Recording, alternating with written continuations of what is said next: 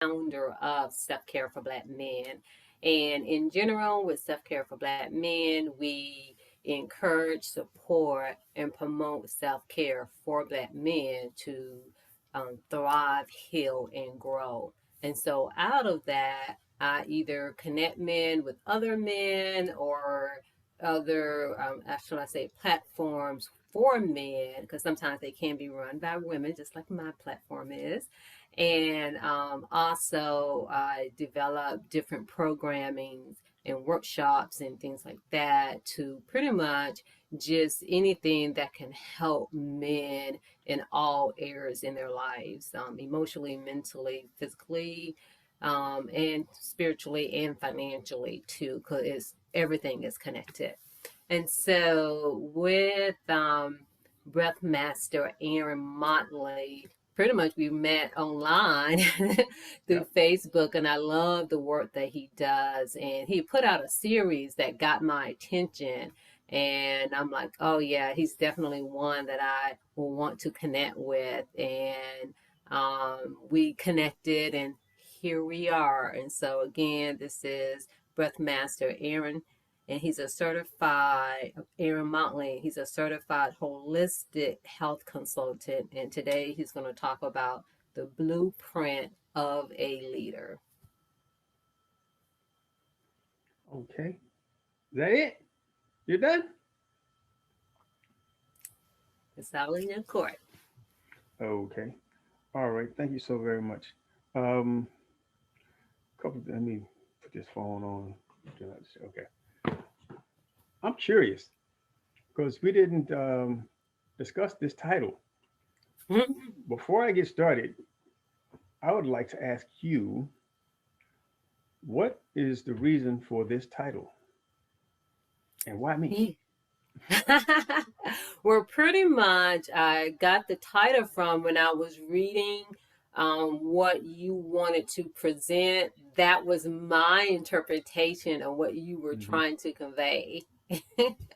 Okay. And so, while you, again, like I said, and following you on but well, Instagram too, but mainly Facebook, because you're part of one of my groups out there as well, manhood, fatherhood, and myhood. And I just was, it's kind of one of those things just drawn to you. And, I clicked on, your videos, and you definitely had a lot to say, regarding what I'm trying to do. And especially when it comes to health and wellness, because I think what people don't get, and I don't want to say especially men, but I just say especially men, that how much wellness and health really do have to do with how you progress in life, Hmm. and so you and I had a conversation, and it was like, yeah, we definitely need to connect, and do things together, so that was one of the reasons that I brought you on. Okay. Okay. Great. Um, I can see how you would come to that. I was just curious as to the specific of blueprint, because when you say blueprint, typically people think that there's a format and that there's some specifics that have quite often have already been put out by someone else, and they don't think that they can create their own blueprint. Quite often, a lot of people are looking so much outside of themselves that they don't realize their own power and their own way and their own potential and what it is that they can create, including leadership for themselves, including a blueprint for themselves, which pretty much is what I've done. And for the most part, my family bloodline is that of leaders. Now, one of the ways that we can assess our potentials is by doing numerology. A lot of people are into astrology, and astrology tells us basically what to do at a certain time because it's all about energetic alignment according to the stars and the time and whatever and the shift that's moving and happening. But numerology is specifically about who you are because it taps into your potential as far as your energies that are constantly being called out, if you will. When you call somebody by their name, that name has a certain energy that aligns with that person and aligns that person with that energy. So therefore, if your last name is quote unquote Motley, as my name is, that name has an energetic alignment. And with numerology, because we know that the purest science is numbers. Everything breaks down into numbers. You know, every place and location has a geographical number to it. You know, longitude and latitude. Everywhere where this planet is placed in space has a number attached to it. So numerologically, every letter makes a sound and has a numerological energetic component. So when you add up, I'm not going to get too deep into it, but when you add up the numbers for the name Motley, you wind up with 29, and then you reduce that 29 by adding the 2 and 9, and you get 11. 11 is called a master number. That master number gives certain energetic potentials. Primarily, whenever you see two of the same number back to back, they call that a master number. And they always talk about 11, 22, and 33. But any combination of the same digit twice is a master number. So when we look at 11, that it gives you the potential to master the potentials of the number one. One stands for individual, one stands for leader, and one stands for ability to stand alone and in your own power. Um, so everybody with that last name, Motley, has those potentials. So everybody in my bloodline is naturally born into leadership because of the name and the energy that is constantly called to that person when they say that name. So from that standpoint, the blueprint of leadership can be assigned to your name. That can be a part of it. It's part of how I'm energetically aligned to step into leadership. Now, I took some notes about what I see as leadership and what caused me to be in the space that I'm in. And I'll get deeper into a number of things as we go along. And anybody want to ask a question, feel free to raise your hand, and I'll pause and answer the question depending upon the flow, of course. You know, once I make sure I complete whatever thought that I may be in. And so, with that name and seeing how my parents operated, they were leaders in the community. My mother took care of folks up and down the street and throughout the neighborhood. My father, when he brought food home from his job working on a farm, he brought home food for neighbors. You know, when it came to like greens and beans and peas and things like that, you know, he would bring things home by the hamper and bushel, and several bushels, and of course, it was more than we could eat, so it would get distributed throughout the neighborhood. So, you know, seeing that and witnessing those, just that way pushed me into that way of being. Also, standing up and speaking for others was one of the traits that I witnessed in my family. So I naturally gravitated toward that. Um, Quite often, leaders basically step out of the box. They're quite often pioneers. And when you think about a leader, like if you think about going into a new territory, a new area, there's somebody who's sent out. There may be a scout, or there's somebody may be somebody who steps out on their own because they see that where we are is not where we need to be. So they'll venture out. And when they venture out, they're quite often alone. So hence the pioneering spirit. And from that perspective, you gain a lot of awareness because you're now in a new space, and you gain a level of clarity because you're not in that old space anymore. And then once you go into that pioneering mode and gather all of these insights, information, and tools, when you look back and reflect back or go back to where you came from, you wind up with a different perspective than everybody there. And either you get shunned quite often, or you get um, shown some appreciation and given some accolades and looked to for guidance, because you see something differently and you see a new way that is going to improve what's going on in the community. So that part is part of the blueprint of being a leader, being a pioneer, a visionary, being able to see what's going on in the community and see that things may need to be different. And that also leads to, with the pioneering spirit, you think of the word courage because, everybody can't quote unquote go it alone. Everybody doesn't want to be out there in the forefront. And what I've learned is this: courage, from experience, of course, courage for me has basically meant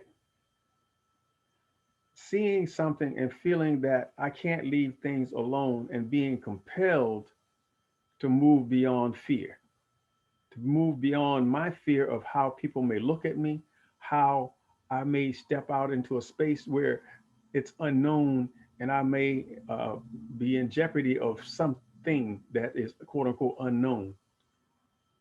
Being so compelled, I can't allow that fear of unknowing to hinder me moving forward. So courage is kind of a it's kind of it's a great word, but there's different aspects of what quote unquote encourages you. When you are compelled by something, you get quote unquote encouraged. You get put into the space of having courage that you may not have had around that particular thing. And when you do this time and time again, you wind up in a space where you are so encouraged that you live in courage. You walk in courage. And that courage being not being in the space of fear of the unknown, not being held back because everybody is going to look at you differently because you are in a space where they are no longer moving. So, with that, as a leader, you don't stop, you keep going. And then, when you get requested, asked, or ordained by the community, i.e., oh, you the one. Oh, you doing this already. You need to show us how to do this. You need to give us this information because you've already been there. You know, so it's a dynamic that kind of flows organically for me and for a lot of others who come into life with certain energetic potentials. We all do, but then there are certain things that causes an increase in certain energies, i.e., the name calling the name that has a master number 11 or the energies of the number one attached to it in such a dynamic way that you can't stop. You just have, this is just how you're wired. I'm going to give a little story about when I was in high school. When I was in high school, I got in trouble. I got in trouble because, I mean, this was at the prime of the desegregation era, right? And my school did not our community didn't desegregate at the rate of others because this is the deep South, South Florida. And when I got in high school, junior high, we're talking 1967, 68. Other places had integrated years before. However, when we did it, in 67, 68, it was mild. It wasn't forced. We weren't forced to bus, but then forced busing came in a couple of years later, and a full integration of the schools came in. But I went to quote unquote white school. It was still called white school, even though it was supposedly during integration. So in my earlier years, sixth, seventh, eighth, ninth grade, um, I saw so much injustice. I felt injustice upon me as a young black child, and our teachers, in the South, had a certain way. Some of them from up north. A lot of them were still from down south and had that way where you know their perspective was within the sphere of how their mindset was shaped at that time in society. I'll put it like that. So whenever a teacher would um, pull somebody out, or pull someone aside, or set us, have basically target or profile, as it's called now, a certain student, because of their behavior, I wouldn't sit back and just let that happen. I would speak up on behalf of someone else, even though I wasn't even in the middle of the situation. But when I saw a teacher disrespecting a student, I literally spoke up and said, wait a minute, you may be a teacher, but that doesn't give you the right to disrespect this person because they're a student. By the time I was in the 10th grade, I was a classroom lawyer. There was no term, no thought of it, but it was that basically that's what I would plead a person's case in the classroom. And it was this one teacher, her name was Miss Rogers. I'm sure she's passed now because she was almost 80 something back then, and that was in the 60s. So unless she's what, 100 plus, if she is, God bless her. Hopefully she's amended a lot of her ways, if she is, because this woman was reading one day. This is another little sidebar, and the word on the paper said Negro, and she said Negra, and it was that was a special day. But anyway, it was a particular classmate of mine who played on the football team, who had some challenges and what have you, who she picked on, and he was a big guy. I was one of the smallest people in the class, and he was the biggest person in the class. And so when she would single him out and tell him, you need to go to the dean for this and that and that and this, I would challenge her when she was wrong. She could not fathom a little black boy telling her she was wrong and calling her out. So she would send me to the dean's office as well for being insubordinate. I told her, I said, I'm not being insubordinate. I'm just letting you know that you're wrong. When I got to the dean's office, I would plead both of our cases. And the dean, white guy, he would listen to me.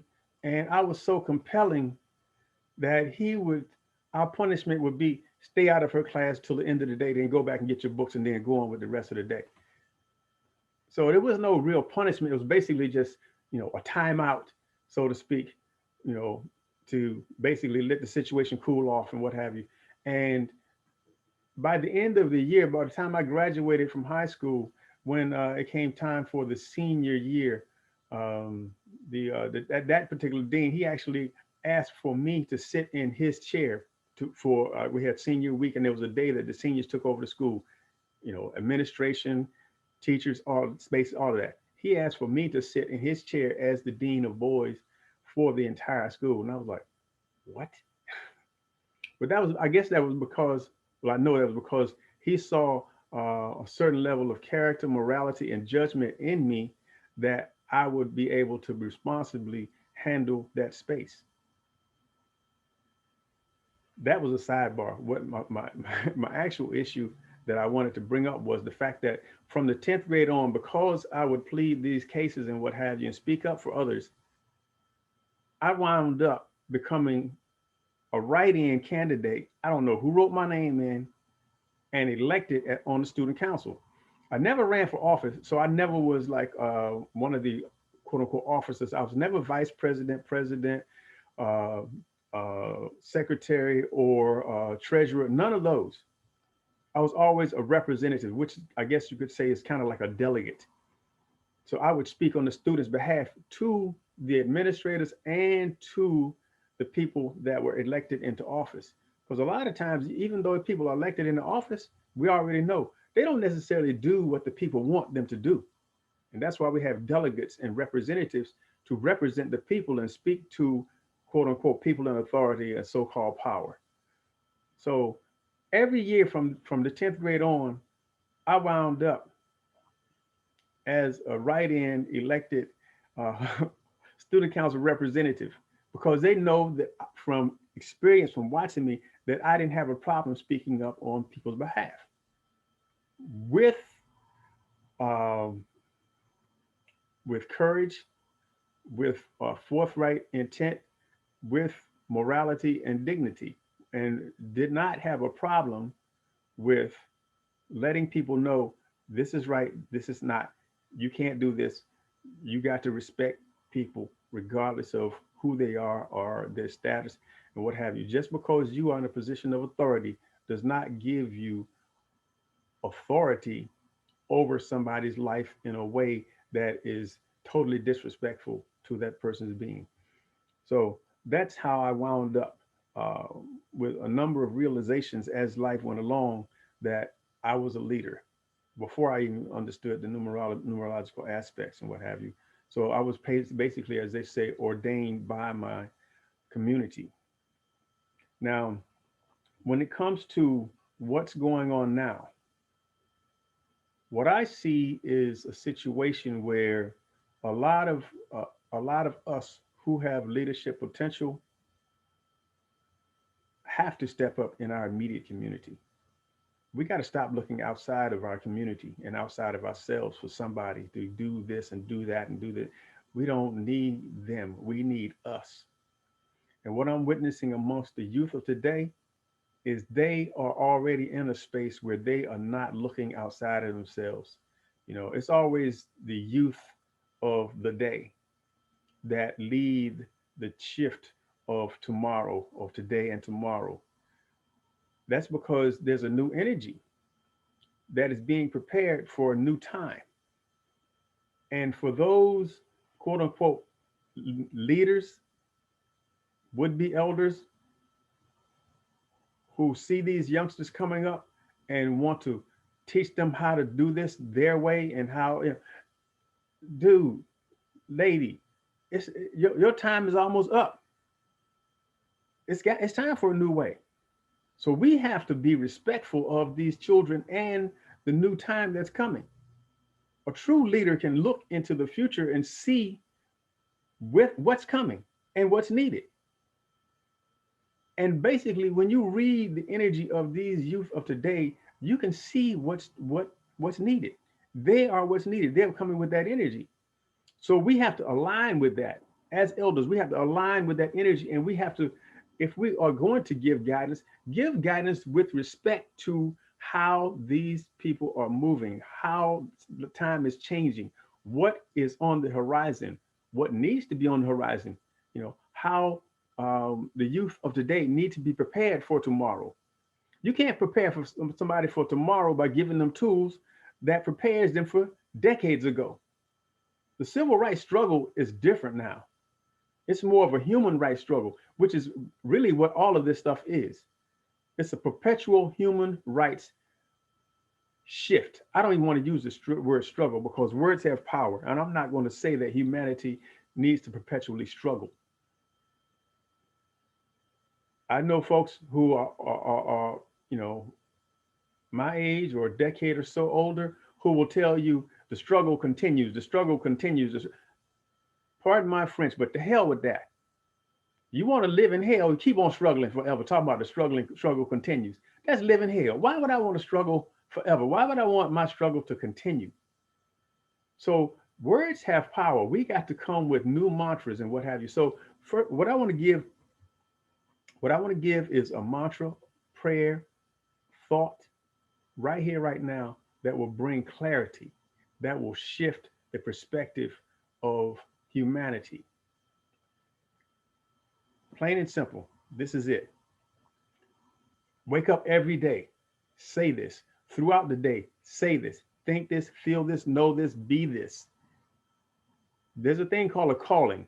When you have a certain desire, there's an energy that goes out. And that's it. When more and more people energetically sends that energy out, they're basically calling into being what is necessary, what they want, what they need. So this is a calling. Do this calling every day, and you will see things happen in a way that you would be beyond your belief. Here it is. And Sharon, I see you typing, so I'm going to say this slowly. So if you don't mind, and no disrespect to you, putting you in the secretarial mode, But nobody else is typing right now, so I'm just want to put this out here so that folks can see it and have it to come and reference to. Here it is. Bring to me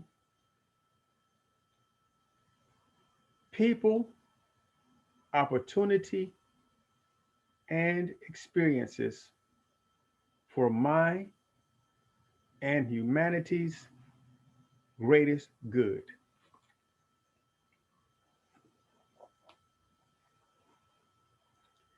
Give me clear vision to see what will unfold with these assets.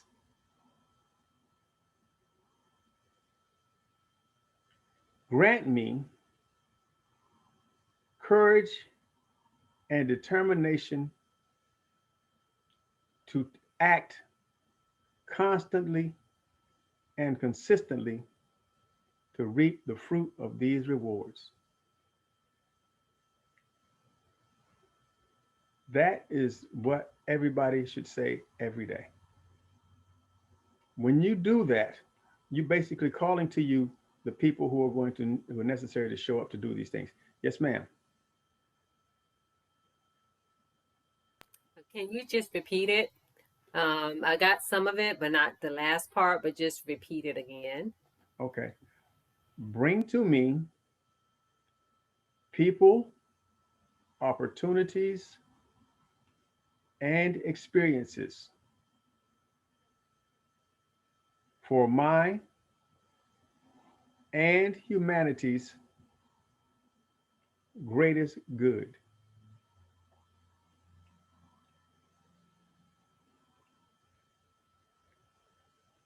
Give me clear vision to see what will unfold with these assets.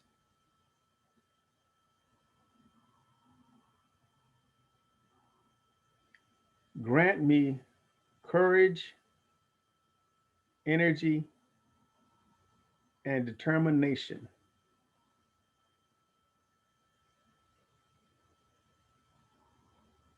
to act constantly and consistently to reap the fruit of these rewards.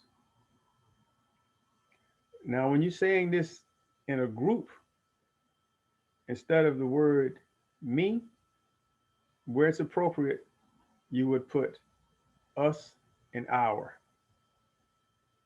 So, as a group, you would say, bring to us people, opportunity, and experiences for our and humanity's highest and greatest good.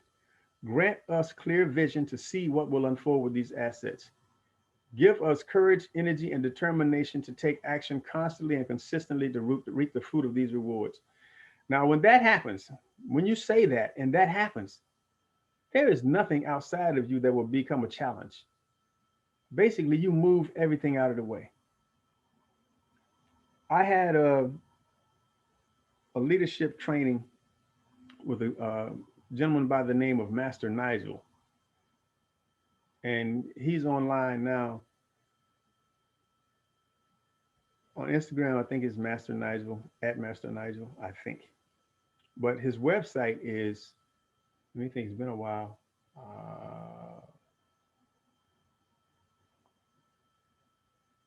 Mastery Unleashed, if I'm not mistaken. Mastery Unleashed. Now, what he taught us was a number of things. He taught us about the power of words, you know, if I may say this, the fact that there are viruses in the language. And he told us to own your title. He had everyone give themselves a title. Mine was Master Aaron. That's before I became Breath Master Aaron. His was Master Nigel. Some of the women were Queen, Empress, so on and so forth. Um, some of the guys King, whatever. Um, but I chose the word master because I want to be a master of this process called life.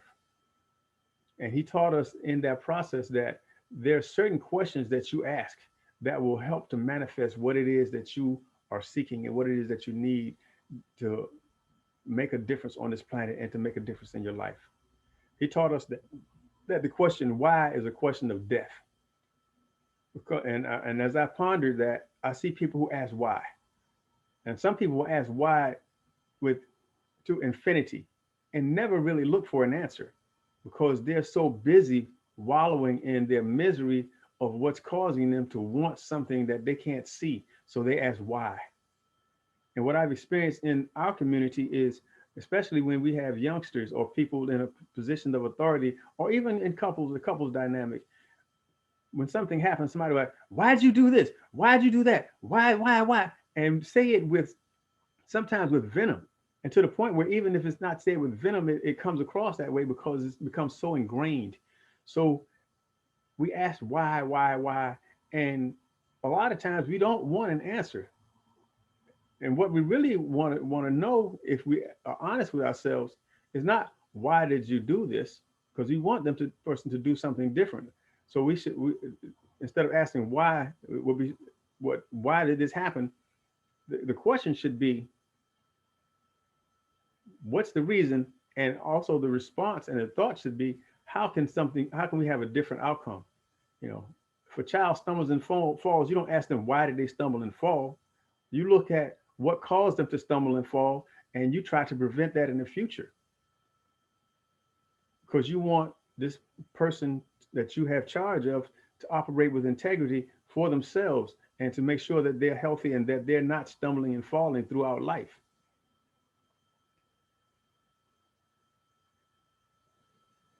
So, with that, he told us that the number one question that we should be asking is who? Who is going to show up to help me with this particular issue? Who has the skill set to make this happen for me, to make this happen for our community?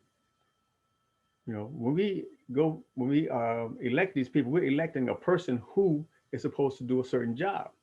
We can call people to us, and we learn reason why that mantra starts out bring to me people, opportunity, and experiences is because first we want the people who will show up to empower us because we can't go it alone. A leader is not a leader by himself. He's basically a monk, or I used to call myself an urban monk, you know, because I lived in isolation even though I'm surrounded by people because I was always engaged in introspection, which is a great thing. Everybody needs to do that every day, if not all day. I mean, you can be talking to somebody and still be having self reflection going on. So it's not a thing that has to happen in isolation. So, with the calling out of bring to me people, we're looking for those who will align with us to bring about the change that's necessary.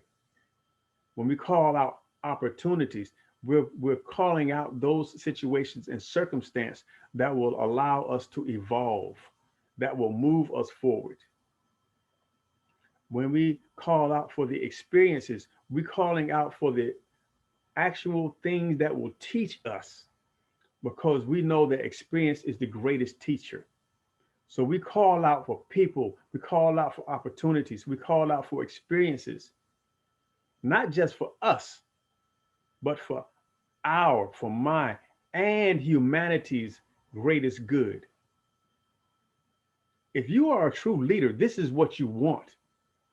Some people are leaders, but they're trying to lead folks astray. They're trying to lead folks into situations that will benefit them for their own selfish desires. The ultimate leader is selfless and only selfish when it comes to self care. So when we ordain people to lead us, we need to look at these people and see whether or not these people are selfish with the community's needs and desires and energy going in a direction that's strictly to benefit them, or whether or not they're self-caring, but then selfless and more caring for the community's greater good when it comes to community efforts and those things outside of their own personal space. When I step out and into a group, I don't go into that group saying, y'all gonna do this for me. This is what I want. I don't want to hear nothing else except what you're gonna do for me.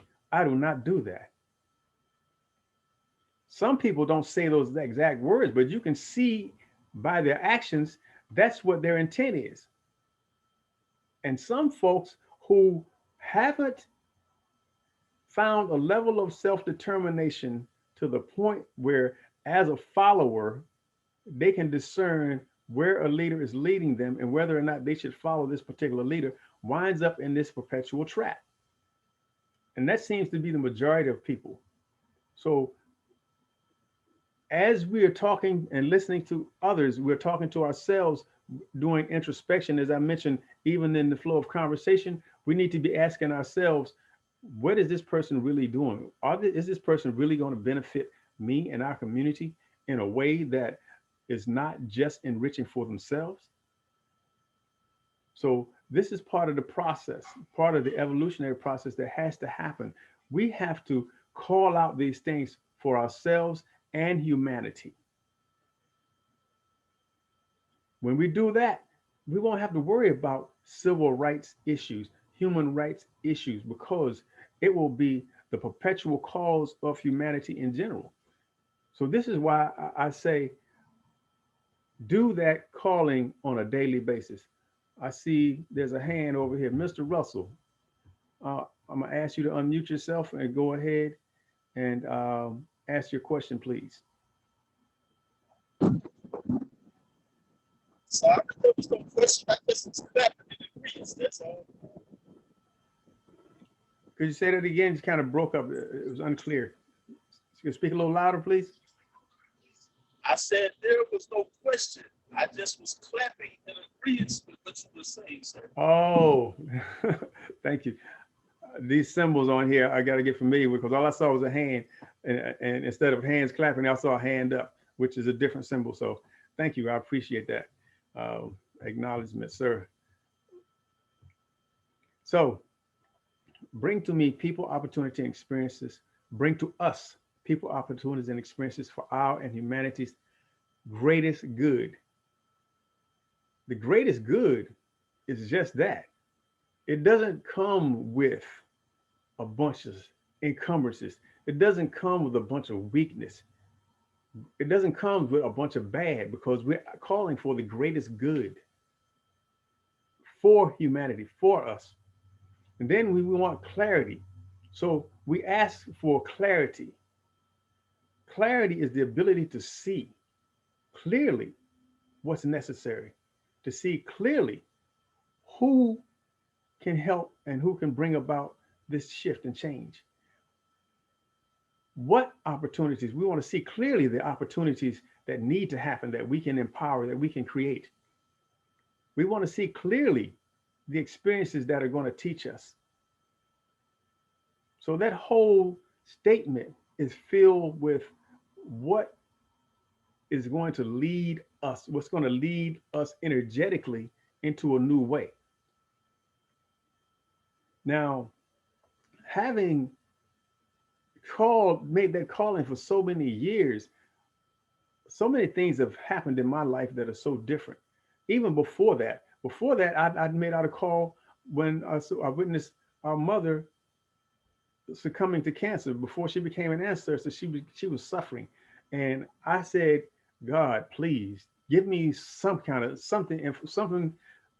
Let me know what I need to know so I don't have to suffer like this. Let me know what I need to know so that I can give the message to somebody else. They don't have to suffer. I don't care who it is. I want to be able to tell people what they can do to not have cancer, to not have to suffer, to be able to have a better quality of life. Man, my life changed so much. I didn't know that I was asking to be able to be a pioneer at that point in a whole new way of being, because my life changed, and I yielded, and I accepted a lot of things that some folks would see as bad, because a lot of times, you got to get rid of the bad in order to get to the good, and a lot of times while you're getting rid of the bad, things go bad. Loss in relationships, loss in, um, you know, families, marriages, all kinds of things, that you don't see on the horizon when you ask for certain things. But when it's for the greater good, things fall apart in order to come together anew. And we have to be encouraged by the clarity of our vision that these things are going to unfold favorably on our behalf, not necessarily immediately, but in the time of within the time span of our life and the time span beyond our life. Quick little comment. Leaders previously I've heard say, it may not happen in my lifetime. I refute that. One, because if there's something that's great that I want to see happen, I want to see it happen. I want to be here to see it when it happens, when it unfolds. You know, a clear reference that I can bring to mind right now is Dr. King when he said in his "I Have a Dream" speech, "I have been to the mountaintop. Now I've seen the mountaintop, and I may not get there with you. You know, I've seen the promised land. Have been to the mountaintop, seen the promised land. I may not get there with you." Okay, he basically was prophesizing, but at the same time, he was calling out and creating that for himself. That's no dispersion on the great leader that he was. Bottom line, what I learned from that was, I'm not going to say that. I want it to happen while I'm alive. So my statement for decades has been, it's going to happen in my lifetime. For instance, I used to say that, and I still do, in order for life on this planet to truly survive, it has to go back to the way it was, in the way of being attuned and aligned with nature and how this planet operates energetically and everything on it, with food, sunshine, water, thoughts, everything. Man being the steward of the planet, i.e., uh, maintaining the planet and not going around here trying to eat up every animal that's running around here and what have you, eating things that are designed for us by nature, um, and basically just operating in harmony. So I saw that we have to go back to a small village way, not just in each local community, but on a global scale.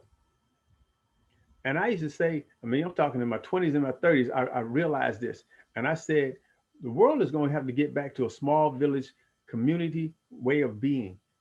And it's going to happen in my lifetime. That clear vision happened in when?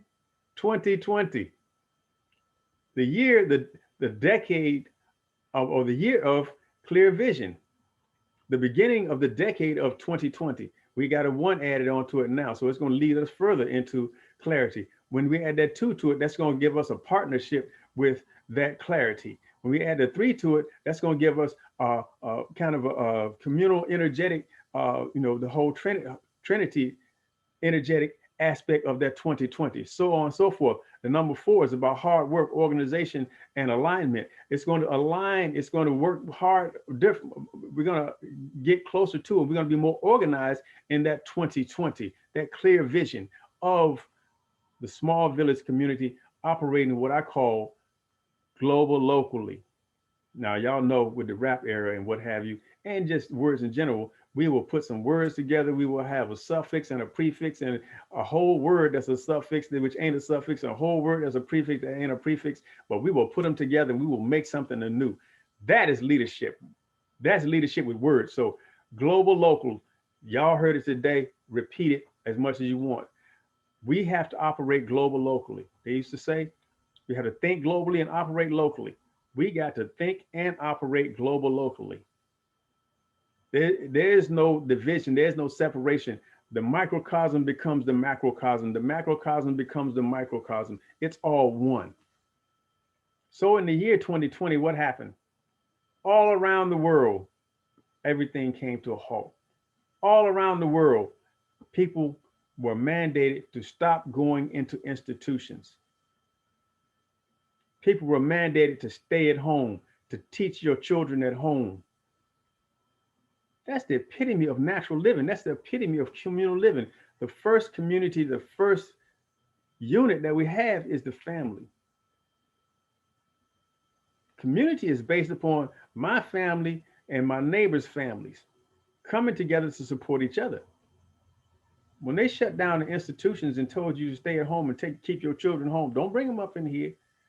Only place that's still open is the grocery store. You can go get something to eat, but you better bring it home and feed your family. You weren't going to the restaurant. Wasn't no bunch of eating out. You had to prepare food at home. That's going back to communal living.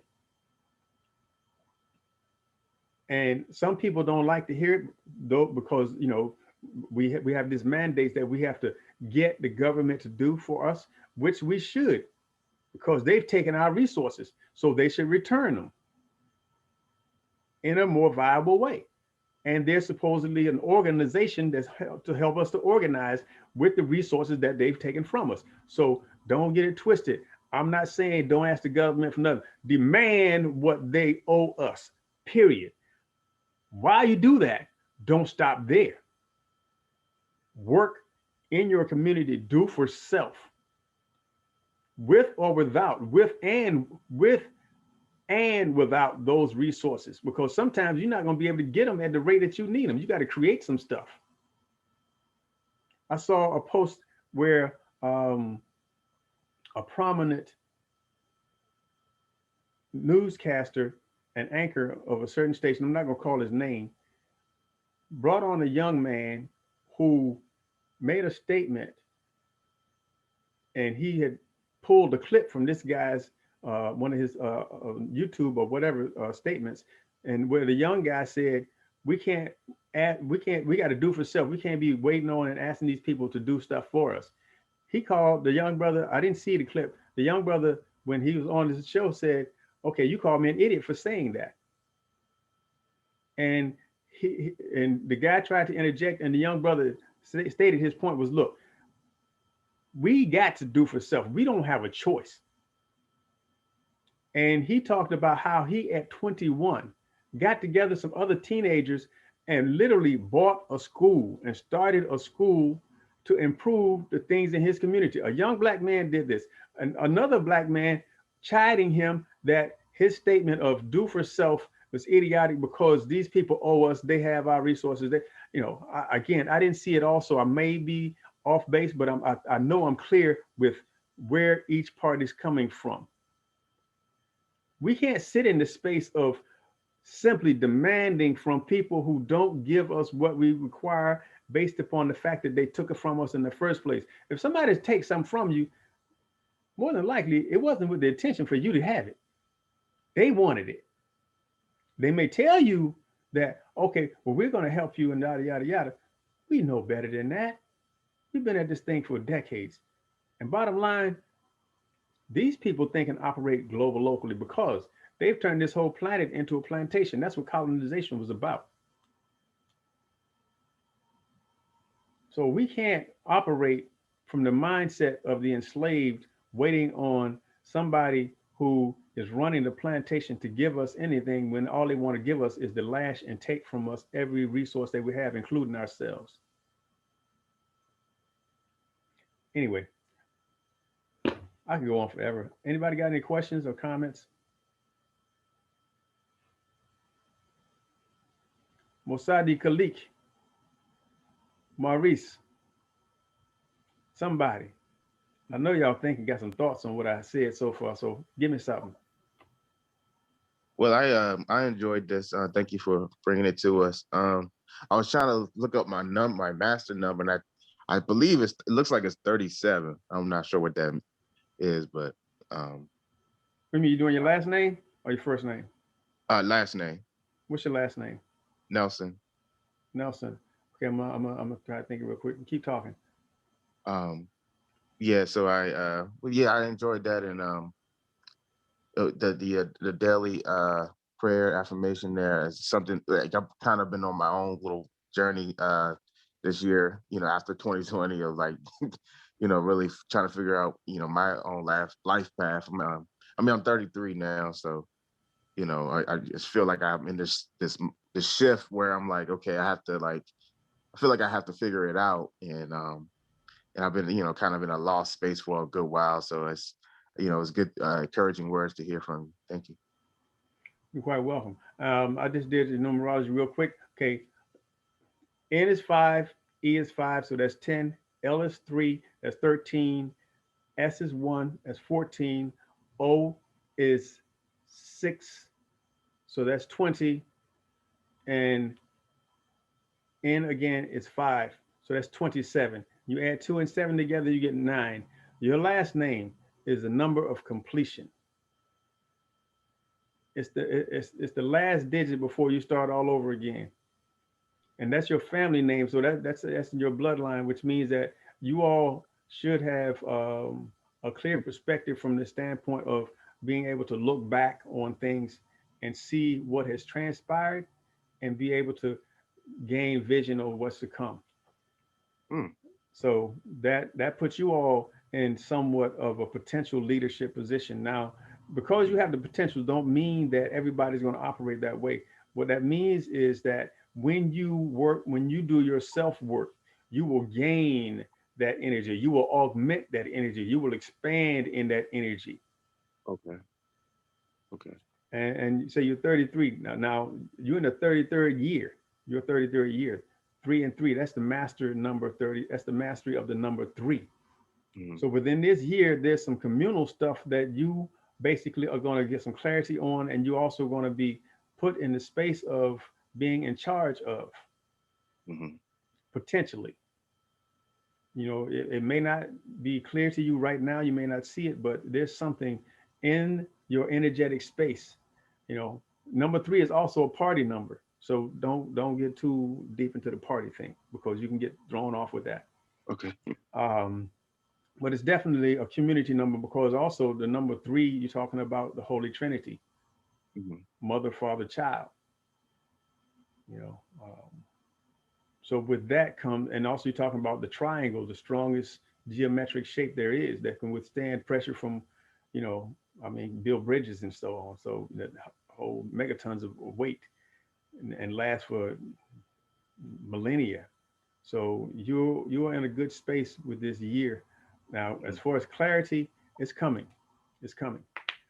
I'm going to give you some today.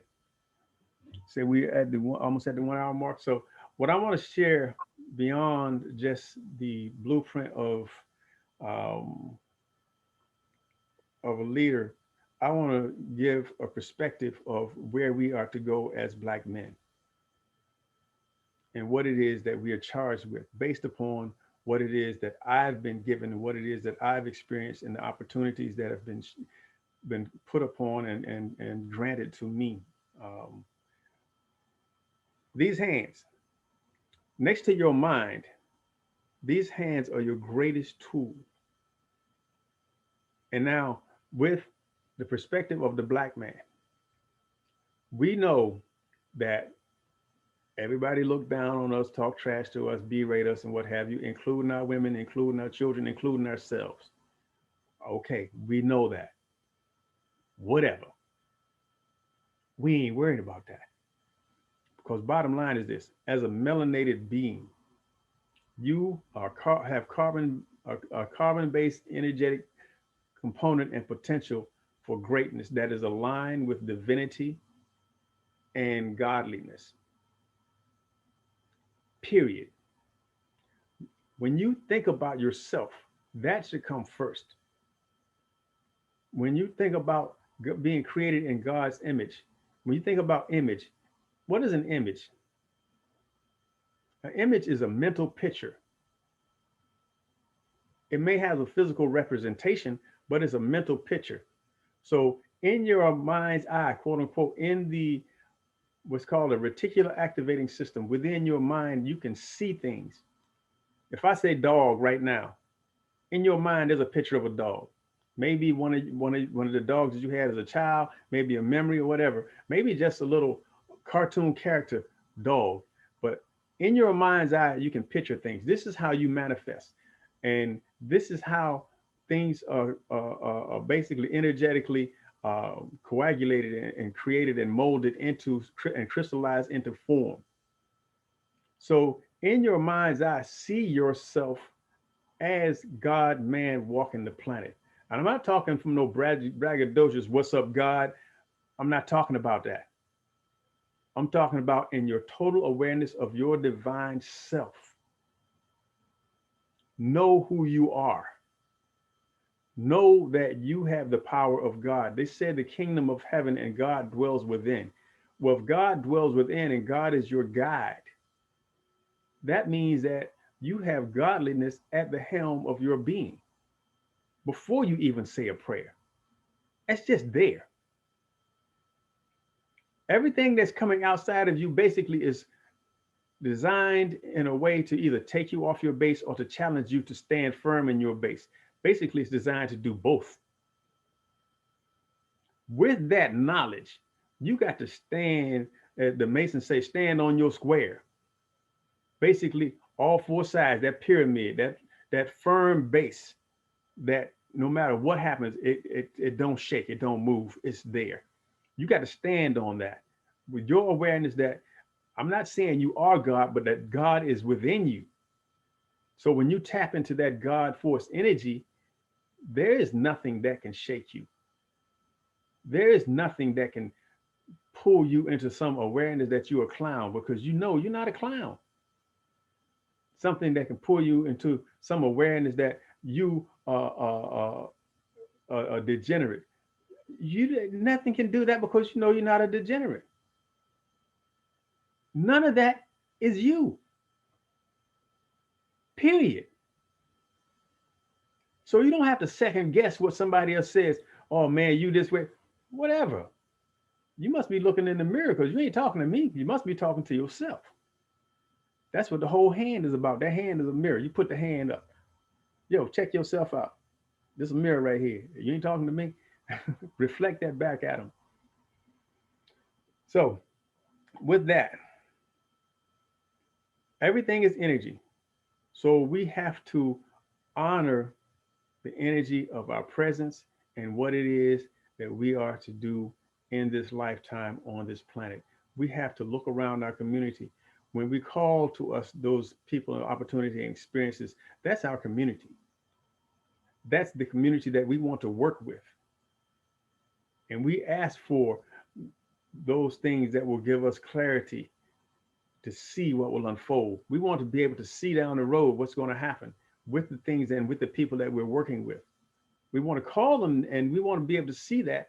And we want to have the courage. We want to be put in the space of courage, to be compelled to the point where we don't have any wavering of what it is that we're to do, so that we can act constantly, all the time, consistently, repetitively, doing what's necessary every day, all day, without waver. When I first came up with that thing, let me give honor and deference to Mama Jeanette Carson, who basically gave me the blueprint and the framework of that statement. I basically just added a little bit to it that was a little more nuanced and evolved it for me and for the vision that I have and what I see. So with all of those people and the opportunity experiences, you're calling to you for the sake of community. You want to be in the space of courage so that you can act constantly and consistently to reap the fruit of these rewards, because these are rewards. If you ever suffered and then you got some grace, you felt like, oh my goodness, thank you, thank you, thank you. You felt blessed and rewarded. So you want to honor those things as the rewards that they are, and you want to do what it takes to manifest them. In order to do that, you got to constantly act. And when you act in constantly, you got to act consistently. Like the breath work that I do, when I give people these things to do, I tell them do them morning, noon, and night. Do them right before lunch, right before dinner, right before breakfast. Do them while you're sitting on the toilet. Do them while you're exercising. Do them before you exercise. Do them before you go into a stressful event. Do them when you come out of a stressful event. All of those things will cause you to use those tools consistently. And that's how you basically cause energy to congeal. That's how you bring things into form. That's how you create that E equals MC squared to turn matter into form. So, black man and woman and child, this is what we are to do. But since we are talking to black men, and since black men need to have a certain message, we got to make it clear. I gained clarity after calling that for so many years, greater and greater clarity, and things have even becoming even more clear. 2020 is here. We in the 2020 plus one. This is the year of mastery of clarity. So what I've been given is certain tools. I'm going to share the breath with you guys, and I'm going to talk about some other things that I've been given that I am to pass on to as many black men who are willing and wanting to do certain work within the community. First thing, start with the breath. Life begins with the breath and ends with the breath. The breath, as brother Anthony Crutcher shared with me when I was in a conference or call with him, that the breath is a constant companion. It greets you when you come onto the planet, coming from the heaven and womb space. It's your constant companion throughout life. It's with you in all your trials and struggles and tribulation. And it's the last thing to leave you. So with that, we need to be able to master the breathing process. So I'm going to share this technique with you. Those of you who have followed me, who know me already, have heard this time and time again. I'm going to share it with you today. And those on the recording, I want you to basically grasp this and do this with us.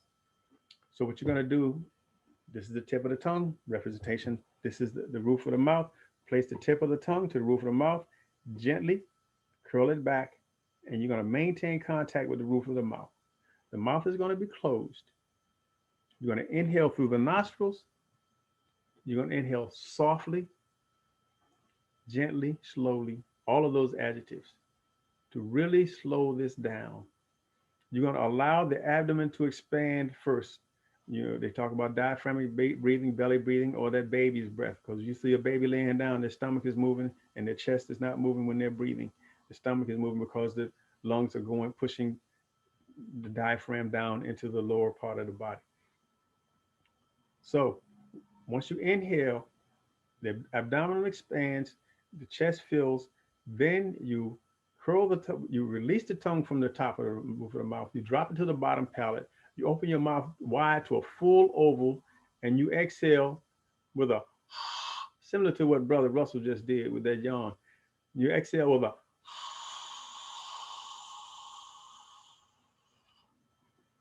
and you emphasize that H sound as you slowly and gently, softly exhale.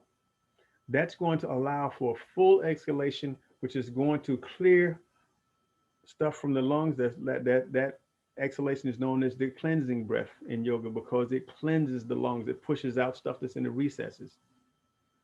Then when you push all of that out, you have more room for more oxygen. So you do that slow, full breath, and it's a progression. You're going to get in more oxygen. You're going to clear out more carbon dioxide and more things in the recesses, and you're going to continuously, progressively increase breathing capacity in that process. And let me say this about the breath. When you get a full breath, you want to get greater clarity. I can talk about the mechanics and what have you, but I want to get into a number of things before we get off this call. So here we go, y'all. And if anybody else like Russell is driving, I don't recommend you do this while you're driving because it will cause you to relax and it may slow your response time. So while you're behind the wheel, you can listen with us, but do not engage this breath right now. And as a matter of fact, you're on mute. If this causes you to calm down, you can play some loud music to wake yourself back up while you're driving, because I don't want nothing to happen to my good brother. Okay, so matter of fact, I'm gonna give an additional exercise that will help you maintain alertness while we're on it. Okay, so tip of the tongue to the roof of the mouth, curl it back, inhale softly and slowly. Abdomen expanding, chest expands outwards. Lungs full, release the tongue, drop the jaw, exhale, open the mouth full oval.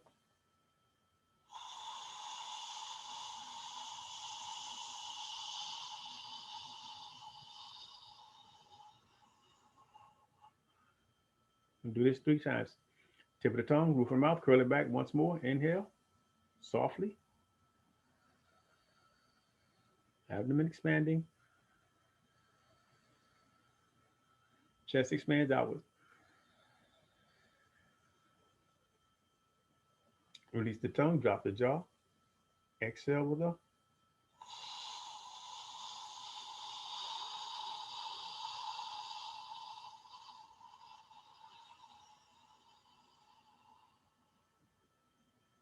You should notice that you exhale a little longer this time. Curl it back, inhale.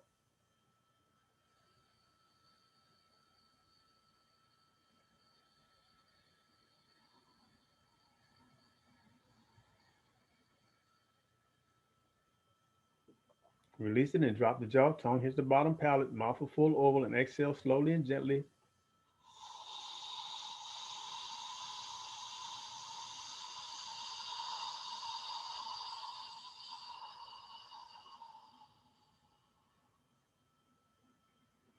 Now, what you should have noticed is that progressively, the more you exhale, the more room you have for inhalation, and you're doing this slowly, so you actually extended the exhalation and extended the inhalation progressively. That's going to shift a lot of things for you internally. What's happening internally is it's massaging the internal organs. And real quick, each of your organ houses the energy for a given emotion. So you're actually giving yourself an emotional massage simply by doing this breath. Also, you're giving your blood more oxygen.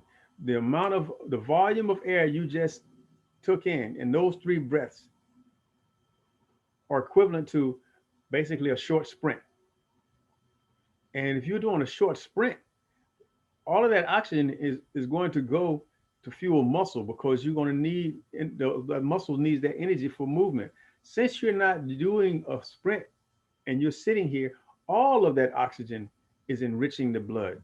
All of that oxygen is energizing the organs. It's providing greater clarity. The brain uses more oxygen percentage wise than any other body part. Maury said, feels good. Yes, sir. Yes, it does. So, with that emotional massage and with that clarity, with that added energy to all of your organs and to your brain, you're going to be able to think clearer. You're going to be able to relax while everybody else is stressed. And I'm going to tell you something about being a leader. Typically, when you're in a space, you can pay attention whenever you're in a space and you see a bunch of people, something happens and it becomes real dramatic in the space. People are running around, moving around, whatever, and what have you. And there's some people or a person in that space that is not moving like everybody else. That person is typically grounded and centered, and that person is surveying what's going on around them. They're not reacting, they're assessing so they can act. And that person will take charge of the situation. That's basically what the phrase is. They take charge of the situation. Really, what has happened is they've taken charge of themselves so that when the situation happens, they are the one or one of the individuals that is in charge of self. So automatically, those who are not in charge of self will defer to that person and gravitate to that person because now they're out of control. So when a person takes charge of a situation, the situation and the people in the situation has ordained that person to now take charge of the situation, to give guidance, to give clarity. What are we supposed to do? First thing you need to do is calm your so and so down. That's what they're saying energetically, even though they may not use those particular words, because that's what's necessary in the moment. And then we go from there. So in a given situation, one of the things that you can do, if you happen to be that person, depending upon how um, it feels energetically in the space, you can give them this breathing scenario. There are times and spaces where you shouldn't even say anything. What I have done in certain circumstance, typically this is very private, is just start doing the breath work. And literally the sound of the breath will calm people down. It will give them clarity. So you're moving them forward toward their divinity, you know, toward clarity. In that case, you are the person that has showed up to be there for humanity's greatest good. And your consistent practice has given you the tools to be there for everyone else. Now I'm going to share another breath tool. So, like, if you're driving down the road and you get sleepy, you find yourself rubbing your eyes and all that stuff to try to stay awake. The breath we want to do is called the breath of fire. It will bring you energy. It will energize you like that. Now, this breath also has it's a double-edged sword. It will bring you energy, and if you have excess energy, it will burn off some of that excess energy. So the way we do that is, I like to do everything starting with the breath master technique, which is this placing the tip of the tongue at the roof of the mouth on the inhalation and ending whatever last breath with the exhalation, saying, and that H is in front of the A in that exhalation. It's not AH, which is ah, it's HA, which is kind of like what I call fogging the mirror. That's an exercise you can do. Quick sidebar. So with the breath of fire, what you want to do is it's a rapid pace breath that's going to build up energy in the abdominal region, because you're going to use the abdominal muscles. It's going to be like a fluttering breath, using the abdominal muscles to push out air. So each time you exhale, this is what's happening with the abdominals. Some people haven't acclimated to that because they haven't used the abdominal muscles in a while. So I like to use the letter H and activate through our mouth instead of using our nostrils by saying ch.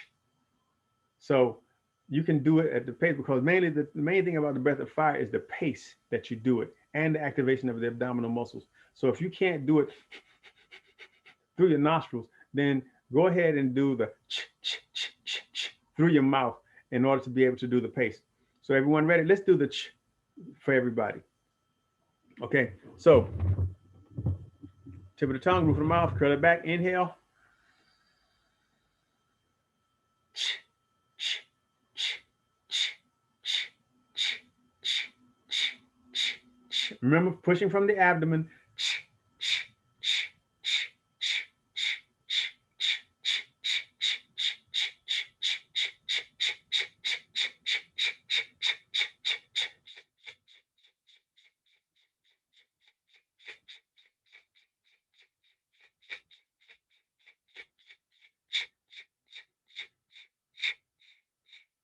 complete the exhalation.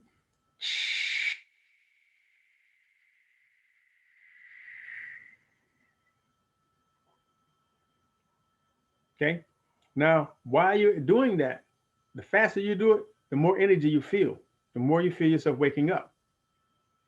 So that's the aspect of how it builds energy. Now, the aspect of how it exhausts energy is this.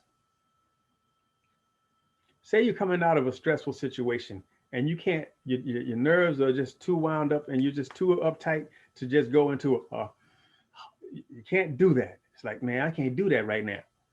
What you do is you do the breath of fire, because basically what you want to do is you want to tap into the pacing of your energy. If your energy is moving fast, your heart rate is moving fast, you want to catch up with that. So you want to use the breath to do that. Then after you catch up with it, you slow it down. That's why we went Then when we got to the very end, we did that long exhalation with the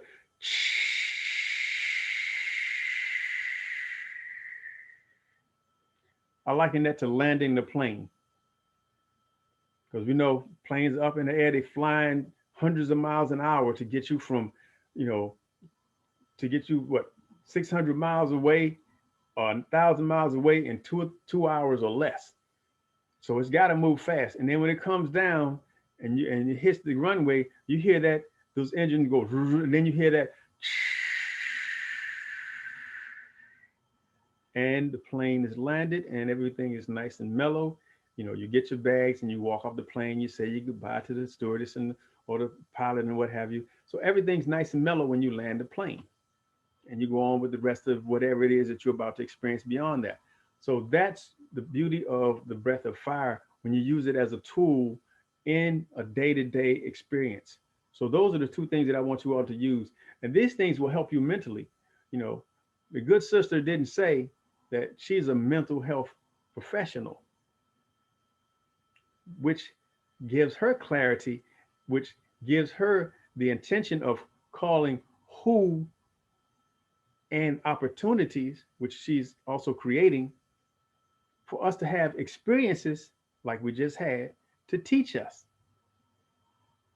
So, as a mental health professional, being compelled, being encouraged, and loving black men the way she do, she just couldn't help herself, y'all. She had to bring y'all here to me. She had to bring me here to y'all. She had to bring us together. Sister wanted us men to come together for our betterment, for our benefit, so we can get our mind right. Because you know, a man with his man ain't got his mind right ain't good for no woman.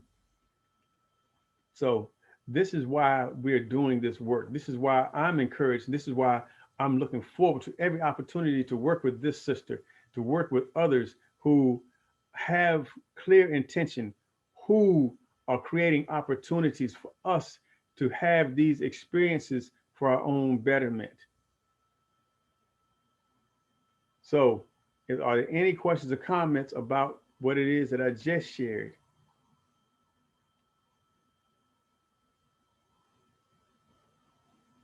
All right, I'm gonna bust somebody out now.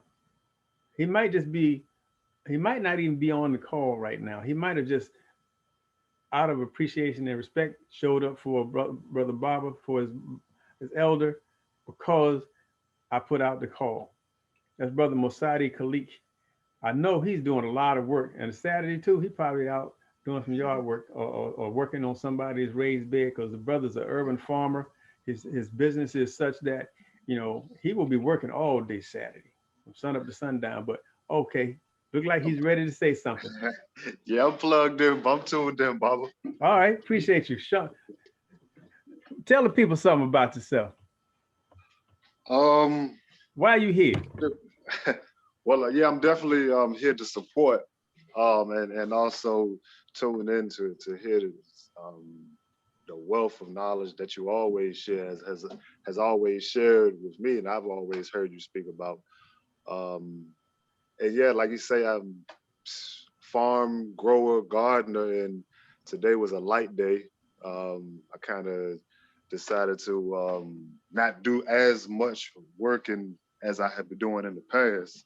Um, but I want to say, I wanted to speak about that breath work and just to share that when you demonstrated that to the brothers in the rites of passage a few years ago, I started implementing that in everything. Um, anytime I expanded my body, I breathed. Anytime I contracted my body, I breathed in sync with that. And I mean, out there for 40 hours a week, working on the farm or working on at somebody's site, I noticed a super big difference. I noticed a super big difference, whether it's me moving hyper intentional, if I got to bend over to harvest something, I'm exhaling. And Mm-hmm. when I stand up, I'm inhaling. That also helped me to not overwork myself. And I didn't even realize a lot of times I was actually holding my breath, um, versus doing full, complete inhalations and exhalations. So just wanted to to say that, but also with my workouts, and I'm pretty athletic and played rec league football in elementary school, and played sports most of my life, and I still to this day the extent of my workout is 5 minutes, and um, but everything that I'm doing, all of the different sets that I'm doing within those 5 minutes is I'm breathing with it, and the results that I get from doing just that 5 minute workout every day. I mean, I've seen better results doing that um, than when I was hitting the gym and jumping on the weights. And, oh, excuse me, I just dropped the phone. But I seen better results doing that, um, just based off of the breaths. I mean, like doing a full exhalation and holding it, like, I mean, that's probably the equivalent of like doing 100 or 150 sit-ups or crunches. Mhm. Just doing that full inhalation, exhalation, and holding it. So I always appreciate any knowledge that you share, Barbara. Thank you, good brother. I appreciate you as well. He spoke of a rites of passage, and that rites of passage that I participated in, I got initiated. I didn't even realize it until sometime later that we call the all the perspectives and all of the people participating initiates, and then as an elder, or guide, or preceptor, what have you, I was in the role of father for the group, more or less, and I hadn't, even though I am a father, I had not been in the space of quote unquote elder from that perspective, with that many people looking to me as an elder. So that was my initiation into eldership, and even to the point where, even though I was initiated, I didn't realize what how an elder was supposed to be seen by the community, because you know, I didn't look like I was 60 something years old to everybody in there. Other than the gray hair and the few lines on my face, I could practically look like the rest of them. Plus, some of them in the 30s and the 40s, none in the 50s. But anyway, the point is, I didn't know what eldership looked like. I know what being a leader would look like because, like I said, I'm naturally inclined that way. But being an elder and having that experience was so rewarding for me, because it gave me clarity on what I'm supposed to be doing and how I'm supposed to operate at this stage of my life. At this stage of my life, I'm supposed to use my experiences that I've had for all these years for the greater good of humanity, to create opportunities and experiences for people to learn and to grow in my community, global locally. And I love the fact that the internet is here to stay, because of the fact that the level of connectivity that it gives us. Sister down there in Charlotte, brother down there in Florida, brother over here in DC. I don't know where the other brother's at, but he ain't in my living room, but he in my living room, and I'm in whatever space he's in. So these opportunities we have to take full advantage of in order to nourish ourselves, so that we can get our minds right, so that you know our women can respect and look at us differently. Now, there's one thing else that I want to share. And this is a call, because this is something second to the breath. This is the greatest gift that I've been given to usher onto the planet. There's been breath work done, and a lot of the energy work that's been done has been done for thousands and thousands of years. But this particular energy work that has the backdrop of the breath is something that was gifted to another brother who's a dear friend of mine, Master Ashep, or Sir Neter. This brother he had a number of issues that he was dealing with. So he started working on himself energetically. He's a phenomenal energy being, energetic worker, uh, spirit. And after working on himself, he started sharing some of the things that he was doing on himself, on other people. And when I saw him, it looked like he was doing a back massage on a brother, and he was tapping on this brother's back. And this guy was over there like this, everything but drooling within 5 minutes. I was like, what in the world he do to that man? He done knocked that dude out. And when he finished, dude was still sitting there, lip hanging, everything. And I'm like, man, what did he do to that guy? So by and by, he was enamored by my work, and I was getting pushed towards some type of touch therapy. And quick backdrop on my mother's seventh born child, and my mother old school. She was raised by her grandmother, so you got to rub on the blessed oil if you're the seventh child. And then after I left, everybody else had to do the same thing. So we all got trained in laying on hands as children. So this pushed me back to part of my upbringing. So um, being pushed towards touch therapy, first I moved to reflexology. Good sister shared some work with me and some training with me on that. Then I was like, well, what can I do so that people ain't got to take anything off? They can just sit down. I can work on them and get up on everybody's brand new and walk away. And I reflected back on seeing this brother with his back massage. So I asked him, can we trade knowledge? And we did so. And what he shared with me was something that was way beyond the back massage. And long story short, we came up with a name for it, which is an acronym: Holistic Energetics, because it's more than one energy work. Holistic Energetics, Acu-spiraling, because you place pressure on the acupressure points and move in a spiraling fashion.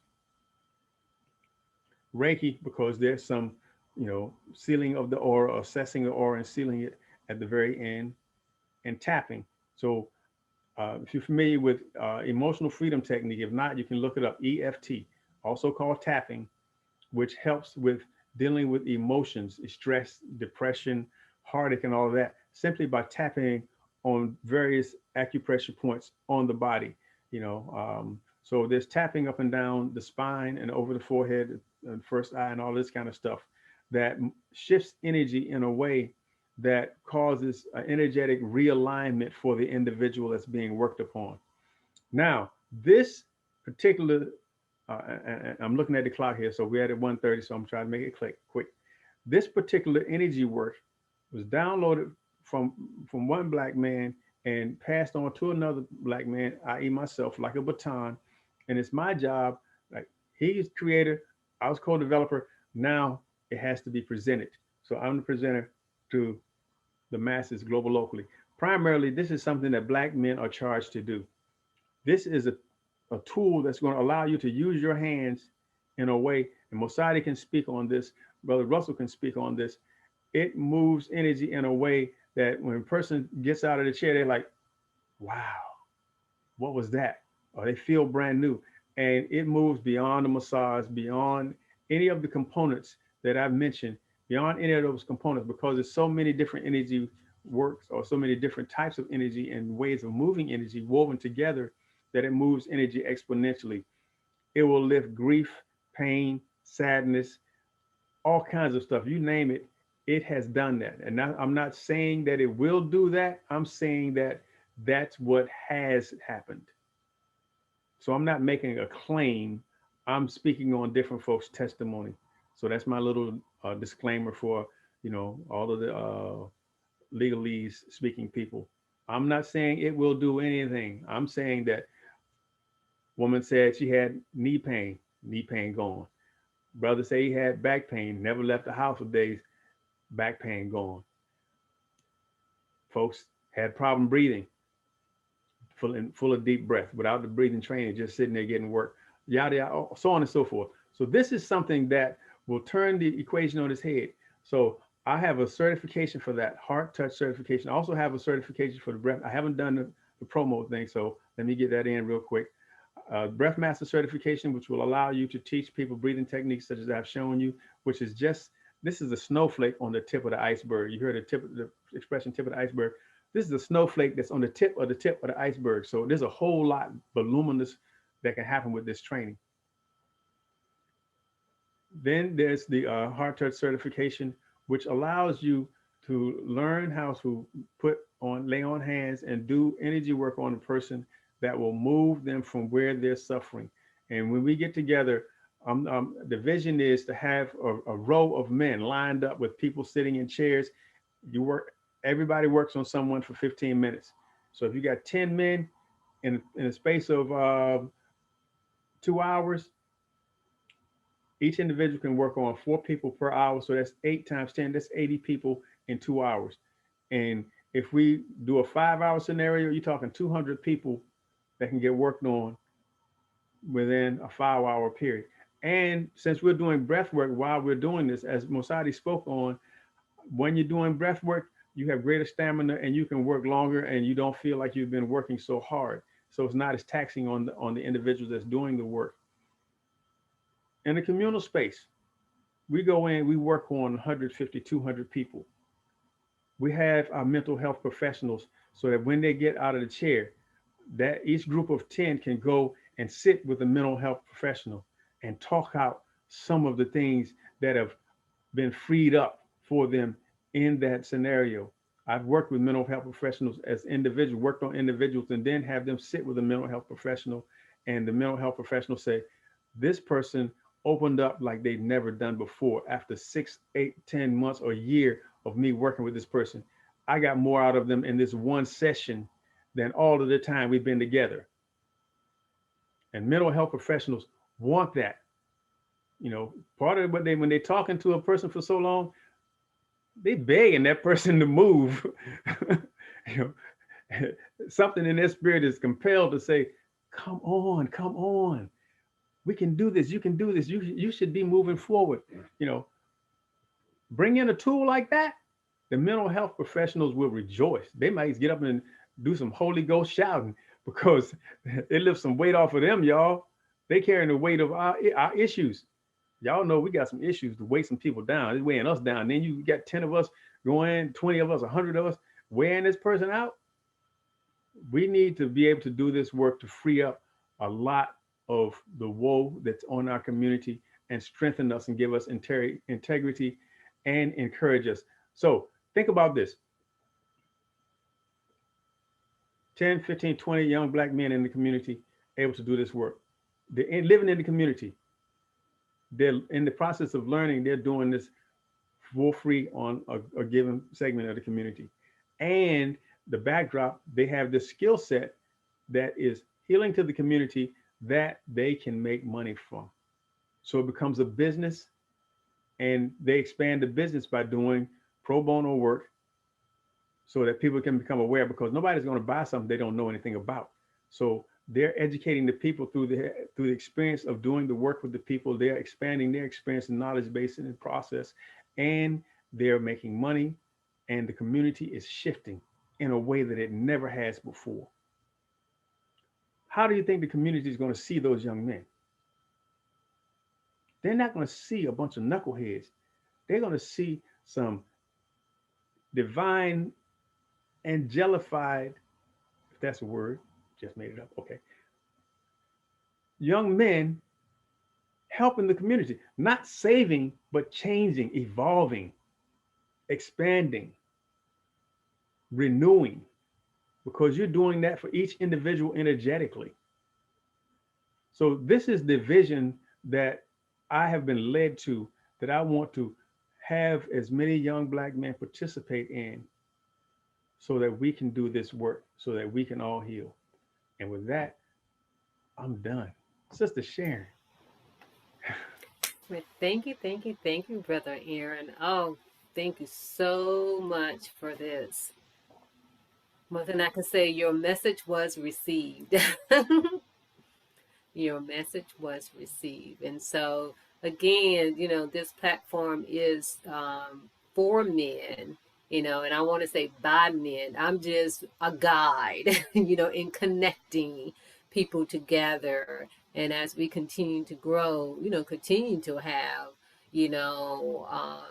different guesses, and even for you to return with another, topic to talk about as well, sometime in the future. And so, I'd be honored. again, I want to, thank everyone for participating and for coming to see what Uplifting Black Men is all about, and especially in hearing what Breath Master Aaron Motley had to say. So thank you, thank you, thank you, everyone.